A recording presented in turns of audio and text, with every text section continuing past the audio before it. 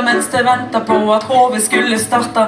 Med tanken har jeg huksa, tok jeg prøve opp for frysen. Jeg synes jeg kjenner gysen, og om bildøret er at må jeg likevel ta fatt med dobbeltsjekking, trippelsjekking er jo låst. Huksa jeg og logga av, og hva er det jeg skulle si? Har jeg huksa logga av, hvor er billetten for et kav? Blas jeg ut av koppa i oset, trykte jeg vekkle ut med båset. Og når klevasken skal opp, ja da er sjekkeren på topp. Har jeg rette farga klyper? Det er noe kan klype, han skal henge etter farga opp av sånn. Strykejerne står der i, jeg må sjekke, har jeg tid? Var med votta nøkkelhank, også pinnkoden til bank. Sleppte jeg ut av skittne katten, har jeg dratt i stikk og tank?